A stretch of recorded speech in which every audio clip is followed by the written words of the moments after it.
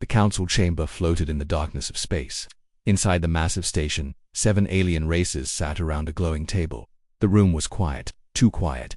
Ambassador Ziegther, a tall creature with blue skin and 4 arms, stood up. His voice echoed in the silent room. "I want to tell you all a story," he said. "A scary story from long ago." The other ambassadors looked at each other. Some smiled, some looked bored. "This is a story about humans," Ziegther continued. Suddenly one ambassador laughed. It was a loud, mocking laugh. "Humans," said Ambassador Krell, "a reptilian creature. Those are just legends, stories we tell our children to scare them." Other ambassadors joined the laughter. But not everyone was laughing. A young alien named Tira sat in the corner.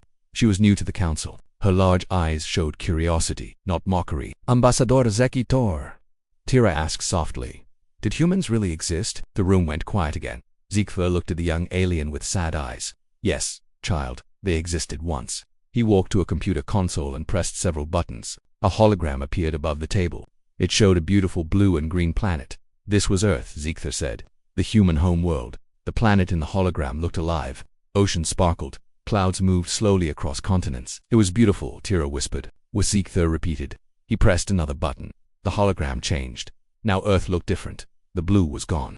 The green was gone. Only gray and black remained. The planet looked dead, lifeless. "This is Earth now," Ziegther said. "For 500 years, there has been no signal from this world. No light, no life, nothing. What happened to them?" Tara asked. "They killed themselves," Krell said with a cruel smile. "They fought a great war. Nuclear weapons, biological weapons. They've destroyed everything. Their own stupidity ended them. And good riddance." Another ambassador added. "Humans were dangerous, violent, unpredictable." Ziegther said nothing. He just stared at the dead planet. "So they're really gone?" Tira asked. "Forever?" "Yes," Ziegther said quietly. "Humans are extinct. They have been for 500 years. The meeting continued. They talked about trade routes, about mining rights, about boring political things. Then, suddenly, an alarm beeped. A junior officer rushed into the chamber. "Ambassadors, we have detected unknown ships at the edge of the galaxy."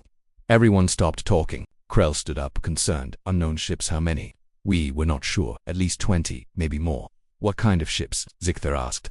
"We don't recognize the design," the officer said nervously. Krell waved his hand dismissively. "Probably just pirates. Or smugglers. Nothing to worry about." "Should we investigate?" the officer asked. "No," Krell said. "We have more important things to discuss. Send a patrol ship tomorrow." The officer nodded and left. The meeting ended soon after.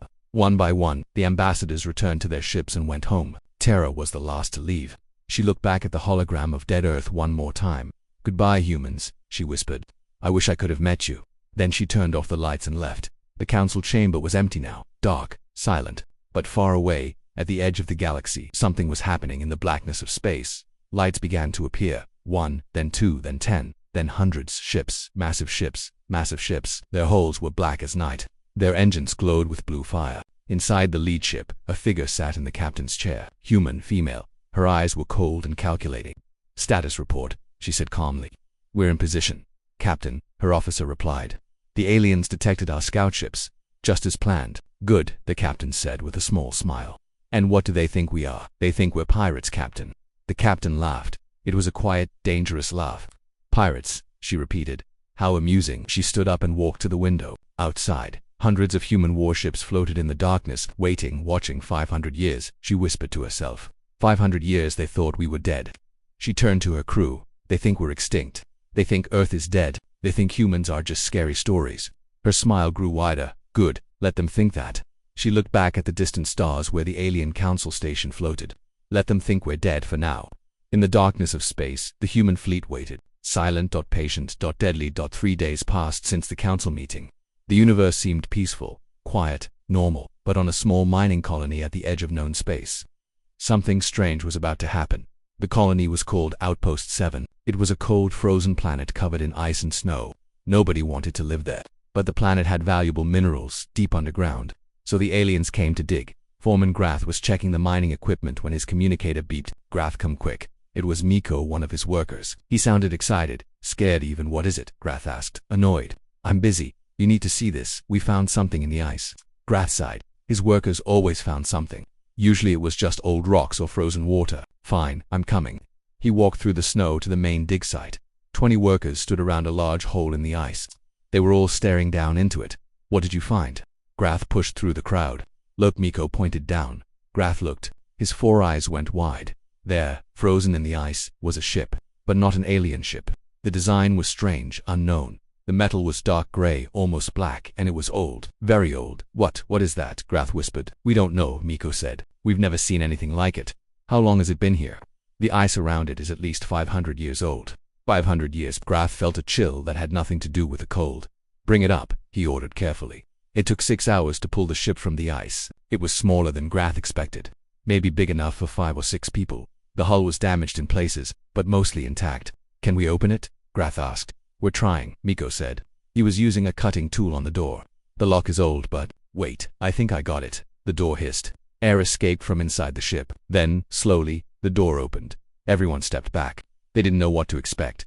Grath took a light and looked inside. The ship's interior was dark, cold, empty. No, not empty, by the stars. Grath whispered. In the back of the ship was a chamber, a cryopod. And inside the pod was a creature. It had 2 arms, 2 legs, smooth skin, hair on its head. Its eyes were closed. Is it dead? Miko asked. Grath looked at the pod's display. His hand shook. No, he said quietly. It's sleeping. The pod is still working. What kind of creature is that? Grath looked at the symbols on the ship's wall. Old Earth letters. He had seen them before in history files. I think, Grath's voice shook. I think it's a human. Everyone gasped. Workers stepped back. Some ran away. Impossible, Miko said. Humans are extinct. Then what is this? Grath pointed at the sleeping figure. Nobody had an answer. Should we wake it up? Miko asked.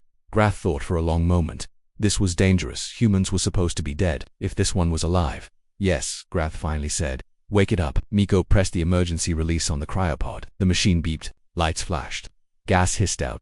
The human's eyes opened. They were blue. Bright blue dot. The human gasped for air. He coughed. He tried to sit up but fell back down. Easy, Grath said softly. Take your time. The human looked around, confused, scared. He saw the alien staring at him. Where am I?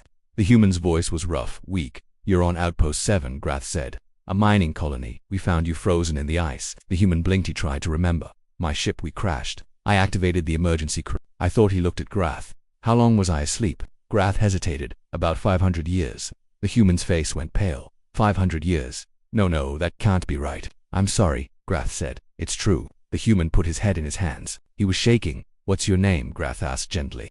Marcus, the human said. Lieutenant Marcus Webb. Earth Defense Force. Earth, Miko whispered. You're really from Earth? Marcus looked up. Yes, why? What happened to Earth? The aliens looked at each other. Nobody wanted to tell him. Earth is Grath started. We believe Earth is dead. No signals for 500 years. Marcus stared at him. Then he laughed. It was a strange, cold laugh. Dead. Marcus said. You think Earth is dead? Yes, Grath said. Everyone knows this. Marcus stood up. He was weak, but he forced himself to stand. You're wrong, Marcus said with a smile. Earth isn't dead, but there are no signals. That's because we turned them off. Marcus interrupted.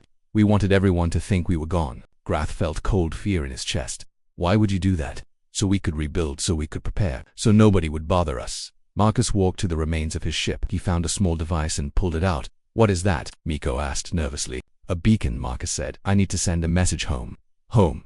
But you said Earth turned off all signals for everyone else, Marcus said. Not for us, not for humans. Grath realized what was happening. Wait, stop. Don't. Too late. Marcus activated the beacon. A bright light shot up into the sky. A signal. A message.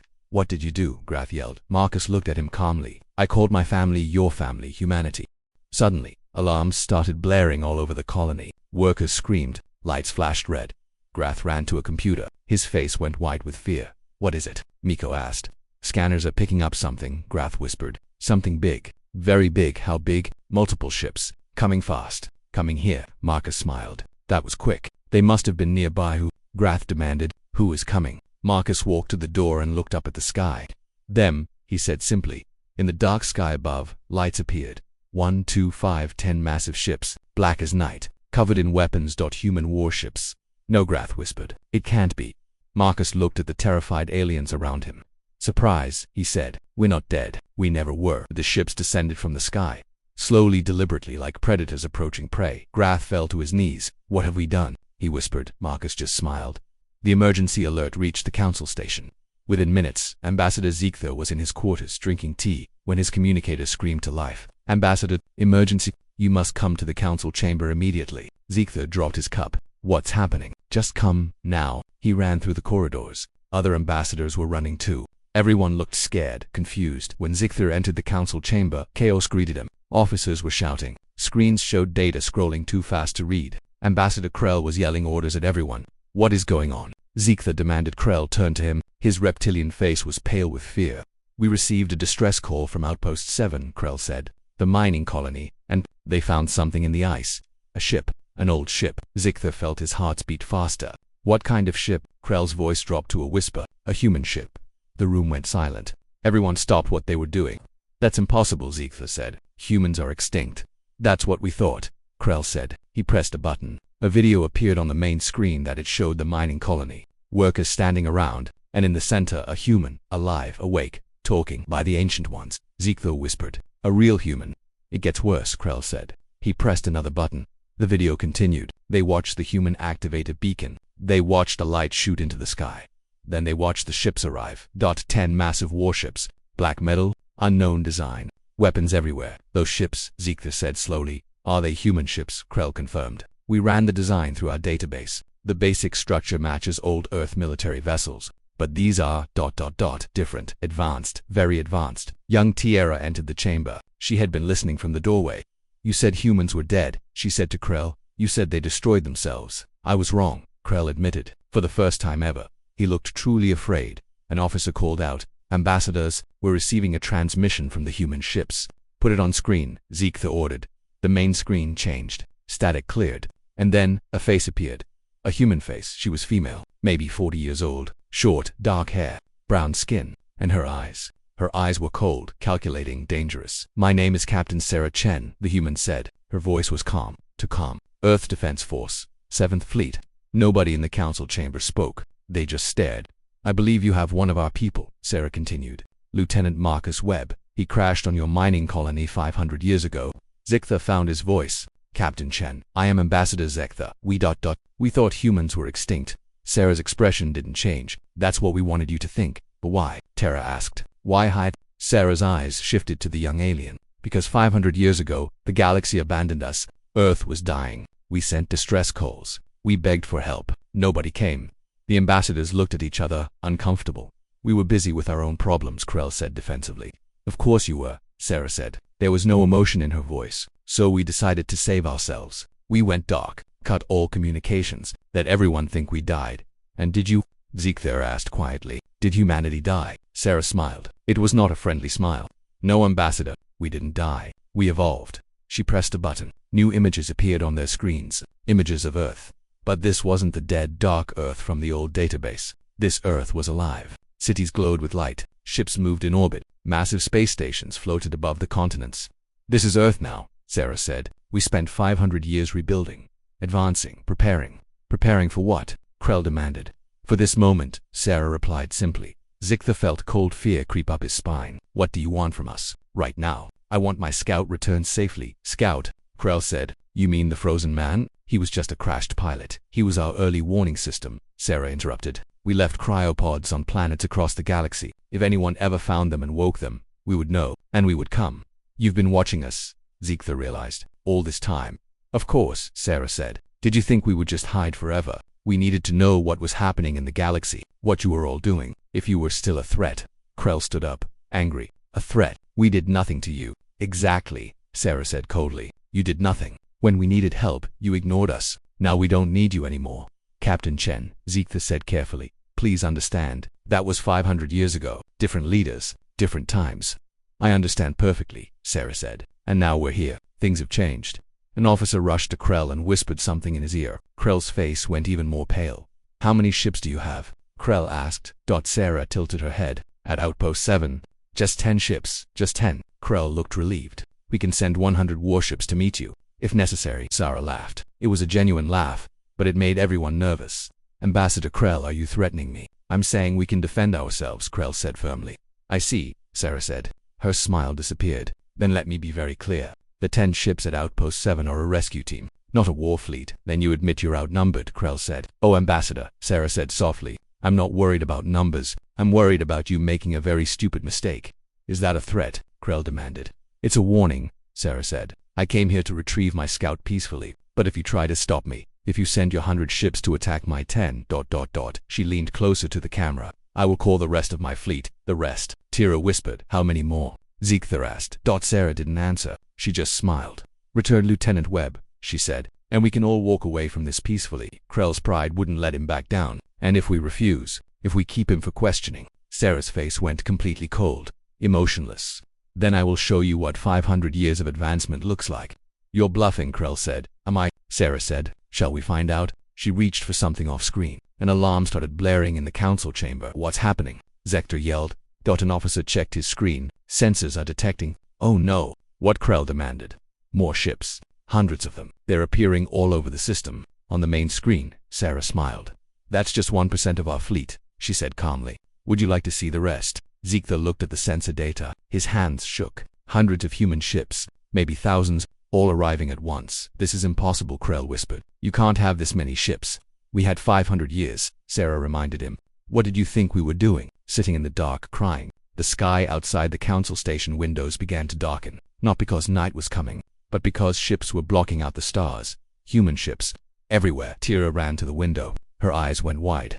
There are so many, she whispered. Sarah's voice came through the speakers. I'll ask one more time. Ambassadors, will you return Lieutenant Webb peacefully? Krell looked at the ships surrounding them. He looked at the weapons pointed at his station. He looked at Sarah's cold, emotionless face. His pride shattered. Yes, he said quietly. We'll return him. Good choice, Sarah said. And ambassadors, welcome to the new galaxy, the one where humans are very much alive. The screen went black. The council chamber was silent. Everyone just stared at the thousands of human ships surrounding them. Ziegler sat down slowly. What have we awakened? He whispered. Outside. The human fleet waited. Silent. Patient. Powerful. Ambassador Krell sat in his command chair, surrounded by his military advisors. His pride was wounded. His ego was bruised. I will not be humiliated by humans, he said through clenched teeth. But Ambassador, one advisor said nervously, they have hundreds of ships surrounding us. Hundreds, Krell repeated. We have thousands across our territory. Call them, all of them, sir. Captain Chen agreed to a peaceful exchange. I don't care. Krell slammed his fist on the armrest. Humans were weak 500 years ago. They're probably still weak now. Those ships are probably empty. A bluff. Ziegler entered the command room. Krell, what are you doing? What I should have done from the start, Krell said. I'm calling our fleet. We'll surround the humans. Show them who really controls this galaxy. That's madness, Ziegler said. You saw their ships. Their technology is probably stolen or salvaged, Krell interrupted. Humans were never advanced. They killed themselves. Remember, these survivors probably found old alien technology and put it in fancy black ships. You don't know that, Ziegler argued. And you don't know they're actually strong, Krell shot back. I'm not taking chances. I'm bringing our full military force. 100 warships. Then we'll see how confident Captain Chen really is. Ziegler closed his eyes. You're making a terrible mistake. No, Krell said. I'm making sure we stay in control. 3 hours later, 100 alien warships arrived at Outpost 7. They formed a battle line facing the 10 human ships. Inside the human flagship, Captain Sarah Chen watched the alien fleet approach. They actually did it, her first officer said. They brought their military. Krell is proud, Sarah said calmly. Pride makes people stupid. Should we call for reinforcements? Not yet, Sarah said. Let's see if they're smart enough to back down. A communication came through. It was Krell's face on the screen. He looked triumphant. Captain Chen, he said with a smug smile. As you can see, we have 100 warships. You have 10. I suggest you leave our territory immediately. Sarah didn't look worried. She looked amused. Ambassador Krell, we had an agreement. I come peacefully, get my scout, and leave. Agreements change, Krell said. Now I want information. Where is Earth? How many ships do you really have? What are your intentions? My intentions were peaceful, Sarah said slowly. Are you threatening me? Krell laughed. You're outnumbered 10 to 1. Sarah looked at her first officer. How long since we arrived here? 3 hours and 22 minutes, Captain.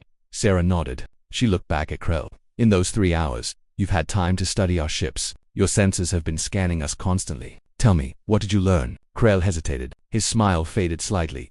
The truth was, his sensors couldn't penetrate the human ships. The hulls were made of materials they didn't recognize. The energy signatures were strange, unknown. We learned enough, Krell lied. You learned nothing, Sarah corrected. Because our technology is 500 years ahead of yours. We didn't steal it. We didn't find it. We built it. While you were comfortable and lazy, we were working, improving, surviving.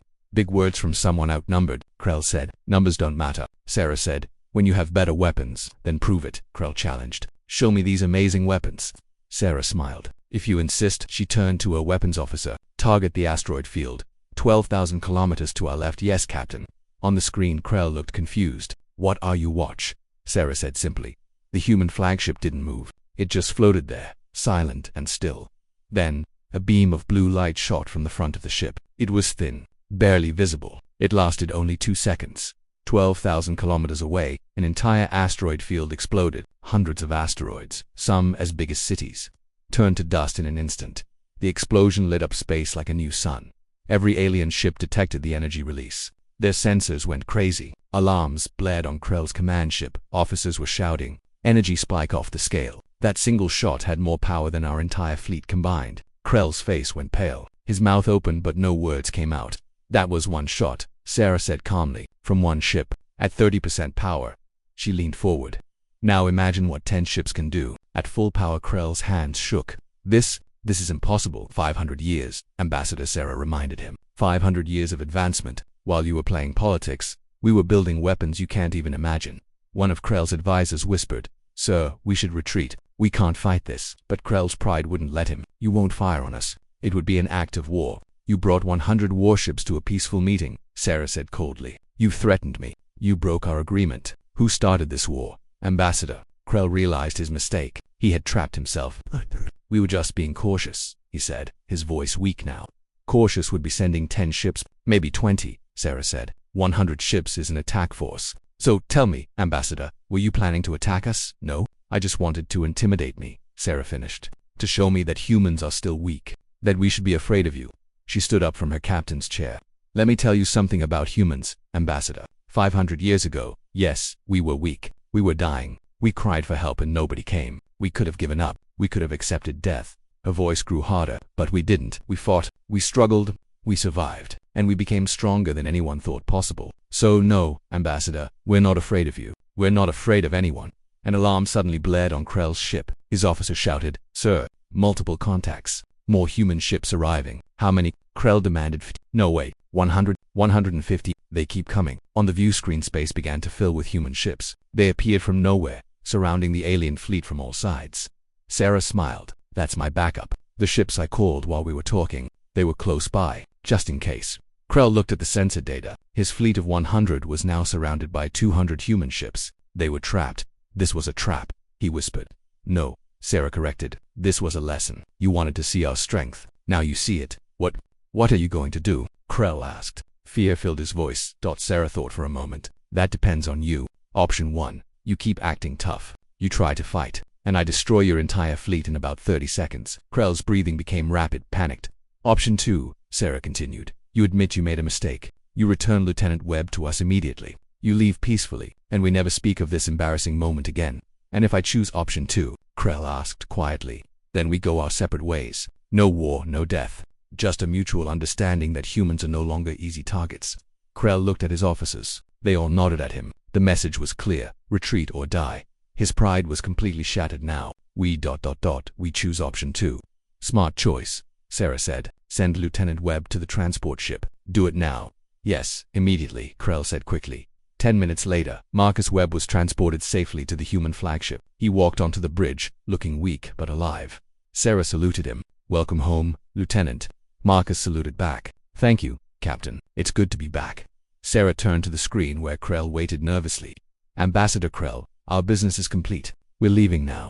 And, "And the fleet?" Krell asked, referring to the hundreds of human ships around him.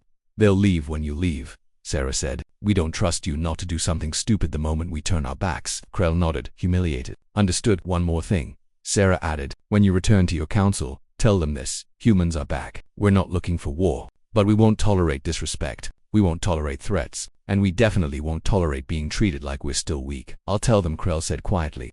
"Good," Sarah said. "Oh, and Ambassador, you asked how many ships humanity really has." Krell looked up, afraid of the answer. Sarah smiled. "The ships you see here. This is just our rescue fleet. Our smallest, fastest ships. You haven't even seen our main battle fleet yet." Krell's face went white. How many ships are in your main fleet?" Sarah's smile grew wider. "Enough, she'll cut the communication." Krell's face disappeared from the screen. Marcus walked up beside Sarah. "That was quite a show, Captain." "It was necessary," Sarah said. "They needed to understand. The galaxy forgot about us. They thought we were dead, weak, irrelevant. And now, Marcus asked. Sarah looked at the alien fleet slowly retreating in the distance. Now they know the truth. Humanity didn't die. We came back stronger. And we're not going anywhere. The human ships began to move, forming up and preparing to depart. They moved with perfect coordination, perfect discipline. Like a machine on Krell's flagship, officers watched them go. One officer whispered, "They're terrifying." Krell said nothing. He just watched the human ships disappear into the darkness of space. Young Tira was also watching from the council station. She had witnessed everything.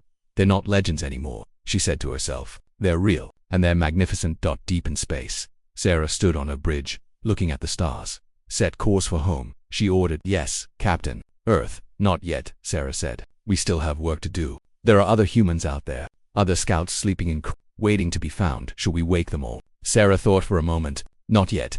Let's let the galaxy adjust to the idea that we exist first. Let them wonder. Let them worry. Let them respect us. And if they don't respect us," her first officer asked. Sarah's expression hardened. "Then we'll teach them, like we taught Krell today." The human fleet jumped to hyperspace, leaving the shocked alien territory behind. In the council chamber, Ziegler sat alone, thinking. 500 years, he whispered. In 500 years, they went from dying to this. He looked at the data from the encounter, the power of that single shot, the coordination of the fleet, the cold efficiency of Captain Chen. What else did they build in 500 years? He wondered. What other surprises are waiting for us? He had a feeling they were about to find out. The council chamber was not peaceful. It was chaos. All 7 alien races were arguing, shouting. Some wanted war, some wanted peace. Nobody could agree. Ambassador Krell sat in his chair, humiliated and angry. His fleet had been embarrassed by the humans. He had been embarrassed. "We cannot let this stand," he shouted. "Humans threatened us. They showed up with weapons and military force. You brought 100 warships," Ziegler reminded him calmly. "You started the confrontation." "I was protecting our interests," Krell argued. "You were protecting your pride," Ziegler said. "And it almost cost us everything." Young Tira stood up. She was nervous but determined. "Ambassadors, may I speak?" "This is not the time," Child Krell said dismissively. "Let her speak," Ziegler said. Tara took a deep breath. "I think we should make peace with the humans. We abandoned them 500 years ago. They asked for help and we did nothing. Now they're strong and we're afraid. But maybe they don't want war. Maybe they just want respect." "Respect?" Krell laughed bitterly. "They want dominance. They showed up with warships and weapons. They destroyed an asteroid field with one shot. They showed their strength because you threatened them first," Tira said. "Captain Chen gave you a choice, war or peace. You chose peace and she'll let you go. A real enemy wouldn't have given you that choice."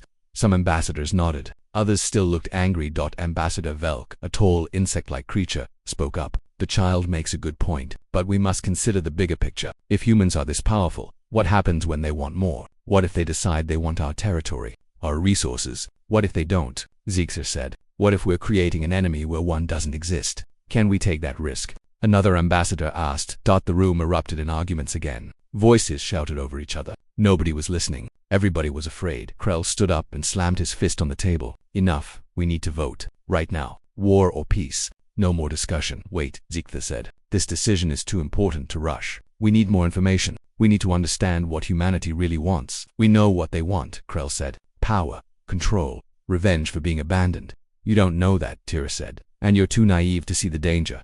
Krell shot back. Ziegler stood up. "Then let me go talk to them. Let me meet with Captain Chen. Let me find out what humanity's true intentions are."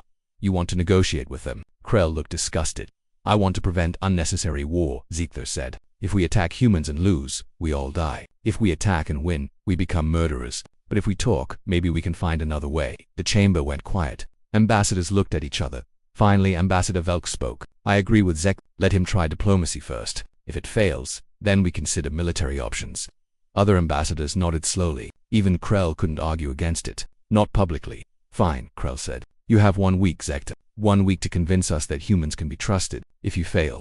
"If I fail, we'll discuss war," Ziegler finished. "I understand." Meanwhile, aboard the human flagship, Captain Sarah Chen sat in her private quarters. She was tired. The confrontation with Krell had been stressful, even though she never showed it.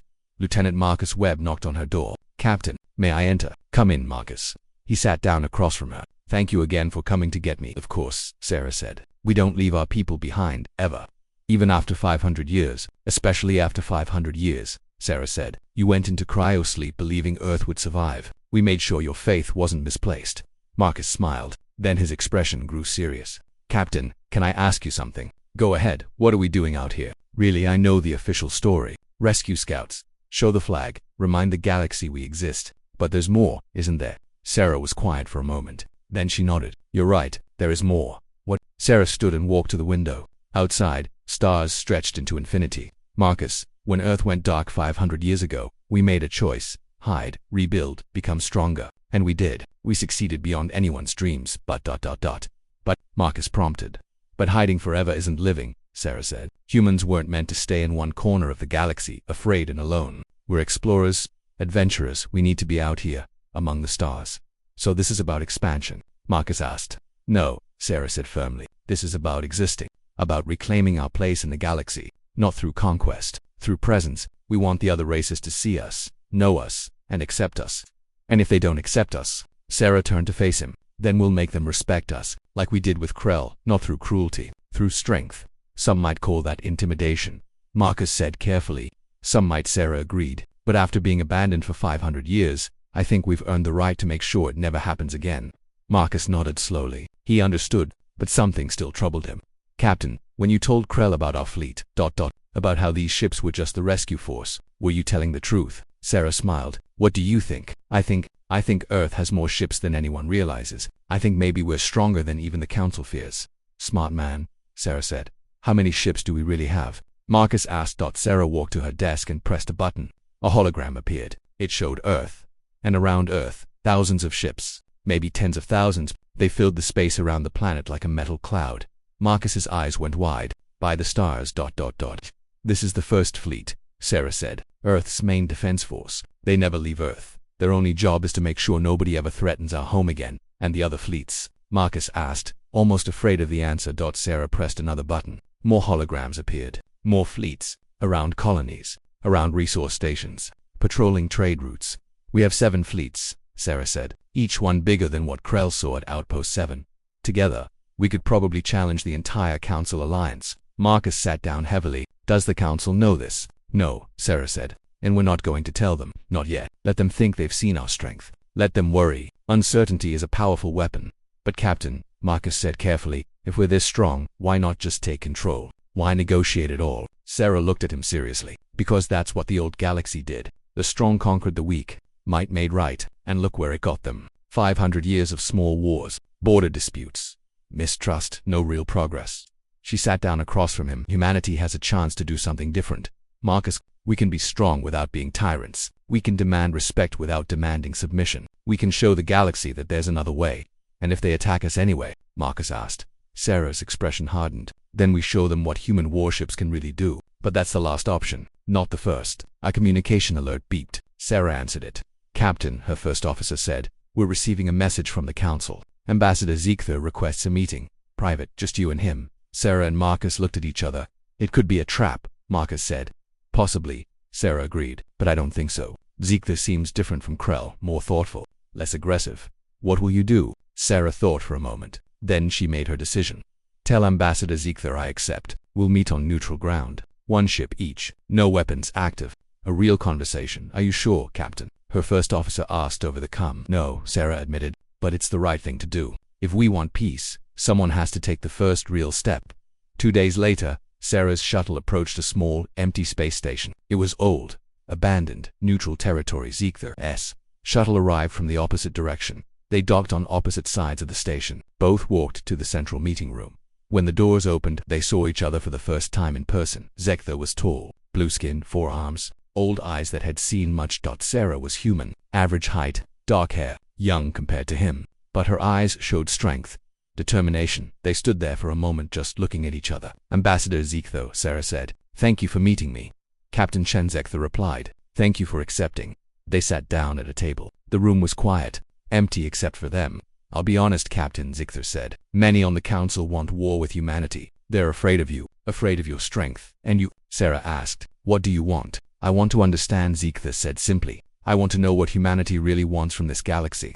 Sarah leaned back in her chair. That's a fair question. What do we want? That's what everyone keeps asking. And what's the answer? Sarah looked at him directly. We want to exist. We want to live without fear. We want to explore, trade, create, and thrive. Just like every other race in this galaxy, that's all. Ziegther sounded surprised.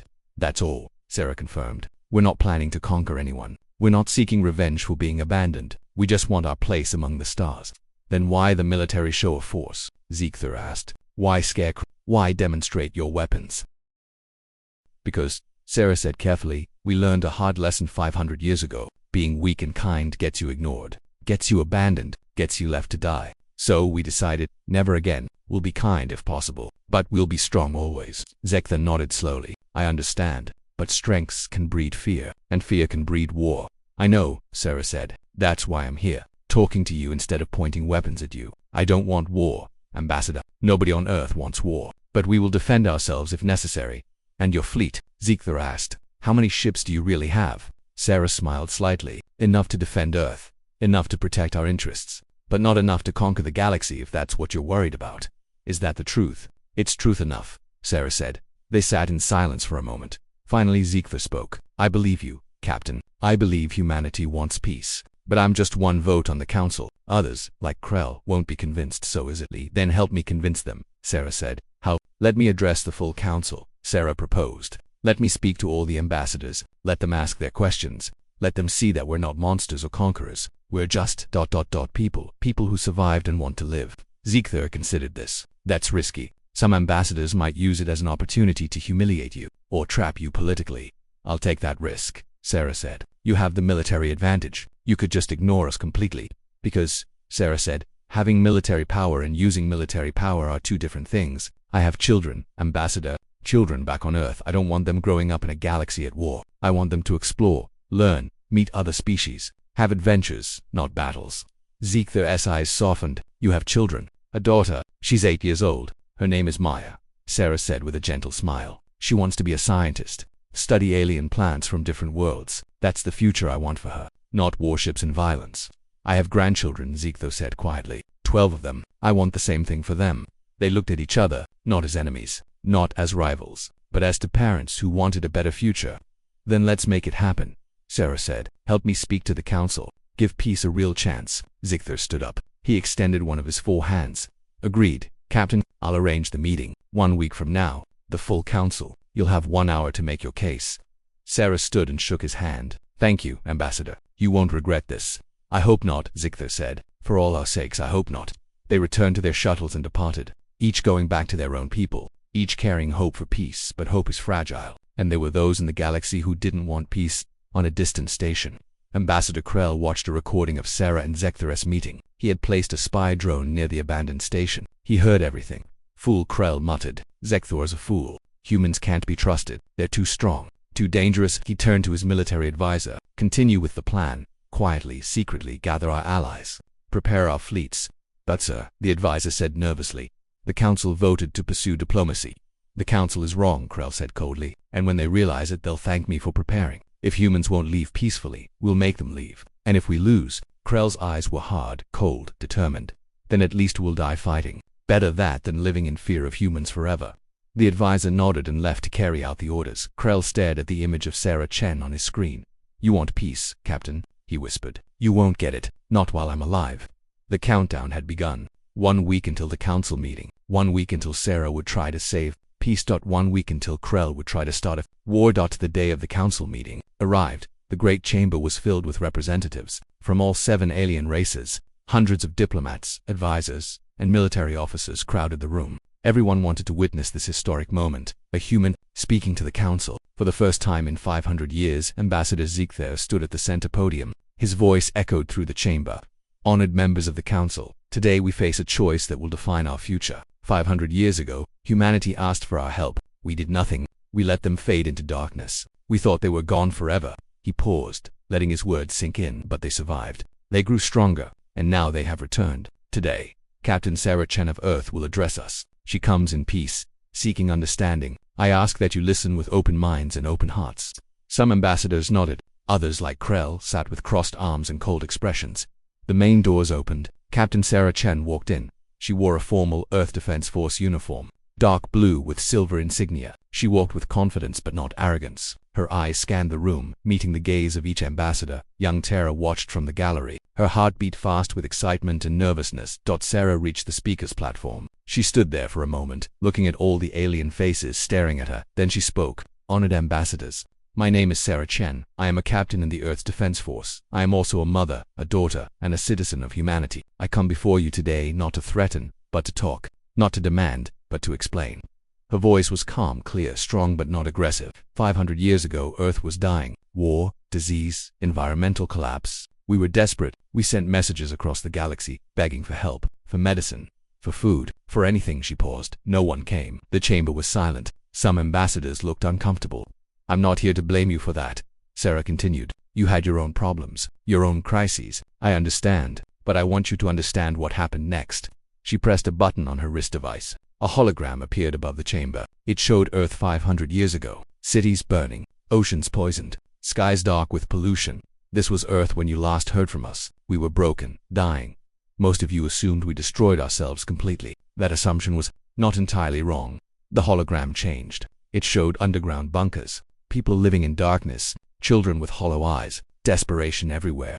For 50 years, we lived underground, like animals, survivors clinging to life. Our population dropped from 8 billion to less than 1 billion. We lost everything. Our cities, our culture, our hope. Tara felt tears in her eyes. She had never imagined such suffering. But then, Sarah said, and her voice grew stronger, something changed. A group of scientists, living in a bunker beneath what used to be Singapore, made a breakthrough. A new energy source, clean, powerful, infinite. The hologram showed scientists working experiments, failures, then finally success. A glowing sphere of pure energy. With this new power we could rebuild. Slowly at first. One city, one farm, one school. Year by year, decade by decade, we healed our world. The hologram showed Earth transforming, green returning, oceans clearing, cities rising from the ruins. We also made a decision, Sarah said. We decided to go silent, to let the galaxy think we were dead. Not out of fear, not out of spite, but because we needed time. Time to rebuild without interference. Time to become strong enough that we would never be helpless again. The hologram now showed massive shipyards, orbital stations, training facilities. We spent 450 years rebuilding Earth, and we spent 50 years building our fleet, not to conquer, not to seek revenge, but to ensure that if anyone ever threatened us again, we could defend ourselves. Ambassador Krell stood up abruptly. And what about threatening others? Your ships destroyed an asteroid field with a single shot. You surrounded my fleet. You demonstrated military superiority. Is that defense? Sarah looked at him calmly. Ambassador Krell, you brought 100 warships to a peaceful meeting. You threatened me and my crew. I showed you that such threats were futile. Would you prefer I had done nothing? Let you think humans were weak? Let you push us around? You could have retreated, Krell argued. We don't retreat, Sarah said firmly. Not anymore. 500 years ago, we were weak and we paid for it. Now we're strong. And strength means we don't have to run from anyone. Strength without restraint is tyranny, Krell shouted. And I agree, Sarah said, surprising him. That's why I'm here. Talking, explaining, seeking understanding. A tyrant wouldn't do that, Ambassador. A tyrant would simply take what they want. She looked around the chamber at all the ambassadors. Humanity doesn't want to rule the galaxy. We don't want your planets. We don't want your resources. We want something much simpler. We want to exist, to trade, to learn, to explore, to be treated as equals, not as legends or threats or curiosities. Ambassador Velk, the insect-like being, stood. Captain Chen, your words are reassuring. But how can we trust them? How do we know that in 10 years, or 50 years, humanity won't change its mind, won't decide that it wants more? It was a fair question. Sarah nodded. You can't know for certain, she admitted. Just like I can't know for certain that you won't attack Earth when my fleet leaves this sector. Trust isn't given freely. It's earned, on both sides. Then how do we begin? Velk asked. We start small, Sarah said. Trade agreements, cultural exchanges, diplomatic missions. We prove to each other, day by day, that we can coexist peacefully. And if conflicts arise? Another ambassador asked. We talk, we negotiate, we find solutions, Sarah said. Like civilized beings, violence should always be the last option, not the first. Ziegther spoke up. Captain Chen brings a reasonable proposal. I move that we establish formal diplomatic relations with Earth. Several ambassadors voiced agreement, but Krell stood again, his face twisted with anger. This is madness. You're all fools if you trust them. Humans are dangerous. They always have been. Ambassador Krell, Sarah said quietly. Why do you hate us so much? Krell froze. His eyes widened, then narrowed with rage. My grandfather, he said slowly, was killed by a human. During the last days before Earth went silent, a human ship, fleeing the dying planet, crashed into a civilian transport. 23 people died, including my grandfather. The chamber went silent. Everyone looked at Krell with new understanding. Sarah's expression softened. I'm sorry for your loss, Ambassador. Truly, those were desperate times. Desperate people make terrible mistakes. It wasn't a mistake, Krell shouted. It was murder. And now you want us to welcome you back. To trust you. No, Sarah said gently. I don't expect you to trust me. Not immediately. Your pain is real. Your anger is justified. But Ambassador, let me ask you something. How many people in this room have lost someone to violence, to war, to accidents? Several hands raised slowly throughout the chamber. And yet, Sarah continued, you all work together. You trade, you negotiate, you coexist. Not because you've forgotten the past, but because you've chosen to build a different future. She looked directly at Krell. I can't bring your grandfather back. I can't undo the pain. But I can promise you this, the humans of today are not the desperate, dying refugees of 500 years ago. We've grown, we've learned, we've become better. Give us a chance to prove it. Krell stood there shaking, his fists clenched, his pride, his pain, his hatred all warring inside him. Double quotes He started, his voice cracked. I can't forgive. I'm not asking you to forgive, Sarah said softly. I'm asking you not to punish the living for the mistakes of the dead. Tears formed in Krell's eyes. For the first time, he didn't look like an angry politician. He looked like a man carrying old pain. He sat down slowly. I need time. Take all the time you need, Sarah said. We've waited 500 years. We can wait a little longer. Ziegther stepped forward. Does anyone else wish to speak? Young Tira stood up in the gallery. I do. Everyone turned to look at her. She walked down to the chamber floor, nervous but determined. I'm just a junior ambassador, she said. I don't have much experience. But I've been studying human history since Captain Chen arrived. And I've learned something important. She looked at Sarah, then at the council. Humans are survivors. They adapt. They overcome. 500 years ago, everyone thought they were finished, but they weren't. They came back stronger. And you know what? I think the galaxy needs that. We've become comfortable, stagnant. Nothing really changes. We argue over the same borders, the same trade routes, the same old disputes. She smiled. Maybe humans can teach us something about resilience, about growth, about becoming better than we were. Several ambassadors nodded thoughtfully. Sarah smiled at the young alien. Thank you, Ambassador Terra. That means more than you know. Ziegther raised his voice. The council will now vote, all in favor of establishing diplomatic relations with Earth and humanity. Hands raised throughout the chamber. Slowly at first, then more confidently Ziegther counted. 23 in favor. All opposed. Fewer hands this time. Krell's hand was among them, but not many others. 12 opposed. The motion passes, Ziegther announced. The council officially recognizes Earth and welcomes humanity back to the galactic community. Applause filled the chamber. Not everyone clapped, but most did. Sarah felt relief wash over her. It had worked. Peace was possible. But then alarms started blaring. An officer ran into the chamber, panic on his face. Ambassadors, emergency, multiple fleets are converging on the station. They're powering weapons. What? Ziegther demanded. Whose fleets? Several races, sir. They're not council authorized. There suddenly Krell stood up with a satisfied smile. They're mine. Everyone stared at him in shock. What have you done? Ziegther asked. What needed to be done, Krell said coldly. While you were all debating and hand-wringing, I gathered allies, races who agree with me, who understand that humans are a threat. Together we have 300 warships, more than enough to eliminate the human presence in this sector. Sarah's face went pale, not with fear, with disappointment. Ambassador Krell, you're starting a war. I'm preventing one, Krell said, by removing the threat before it grows. Sarah turned to her wrist communicator. All human ships, this is Captain Chen. Go to defensive positions. Do not fire unless fired upon. I repeat, defensive positions only. Captain, her first officer's voice came through. We have 300 hostile ships incoming. Our 20 ships can't hold against those numbers. Krell smiled triumphantly. Surrender now, Captain. To leave this sector and never return. That's the only way your people survive. Sarah looked at him, then at Zeke, then at all the ambassadors who had voted for peace. She took a deep breath. Ambassador Krell, you've made a terrible mistake. The only mistake was trusting you, Krell said. No, Sarah said quietly. Your mistake was thinking 20 ships was our full force here. She pressed a button on her communicator. Commander Torres, execute Protocol Omega. Yes, Captain, a new voice responded. Activating now.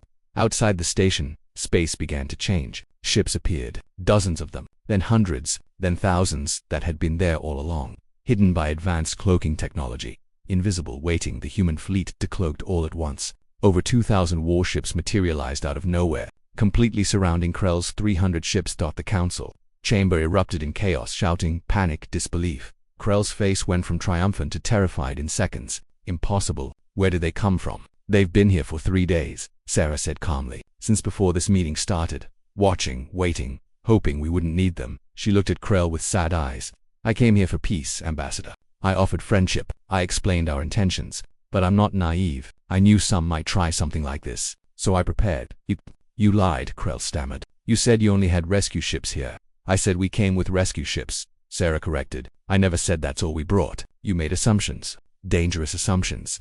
On the view screen, Krell's allied fleet was completely surrounded. They were outnumbered 6-1. Their weapons powered down. They knew they couldn't win. Zikthor walked up to Krell. You fool. You almost started a war we couldn't win. And for what? Pride. Revenge. Krell said nothing. He just stared at the screens showing the massive human fleet. Sarah spoke into her communicator. All ships, stand down. Do not fire. I repeat, do not engage unless they fire first. Captain, her officer asked. They were coming to attack us. We have justification. We have justification. Sarah interrupted, but we don't need to use it. Power is knowing you can destroy someone and choosing not to. Stand down. Yes, Captain. Sarah turned to address the council. Ambassadors, as you can see, humanity could have destroyed this fleet, could have started a war, but we won't. Not because we're weak, because we choose peace. She looked at Krell. Ambassador, order your ships to withdraw. Take them home. Think about what almost happened here. And when you're ready to talk like civilized beings, Earth will be waiting. Krell looked broken, defeated. He nodded slowly and spoke into his communicator. All ships ... withdraw, return. 2 home stations.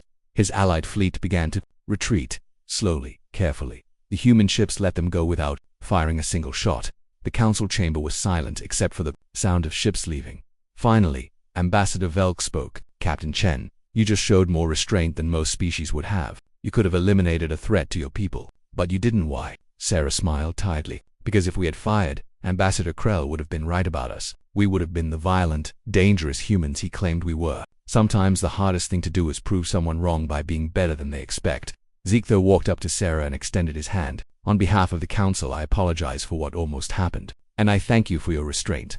Sarah shook his hand. Thank you, Ambassador, for believing in peace. She looked around at all the ambassadors. Humanity wants to be part of this galaxy, not as conquerors, not as threats, but as neighbors, as friends, as partners. It won't be easy. There will be misunderstandings, conflicts, difficult moments. But if we keep choosing to talk instead of fight, to understand instead of fear ... I believe we can build something better than what came before. Young Tira started clapping. Slowly, others joined. Soon, most of the chamber was applauding. Not everyone clapped. Krell sat silently, staring at nothing. But even some of those who had voted against humans looked thoughtful now. 3 weeks later, Sarah stood on the bridge of her flagship preparing to return to Earth. Marcus walked up beside her. We're ready to depart, Captain. All crew accounted for. Course set for home.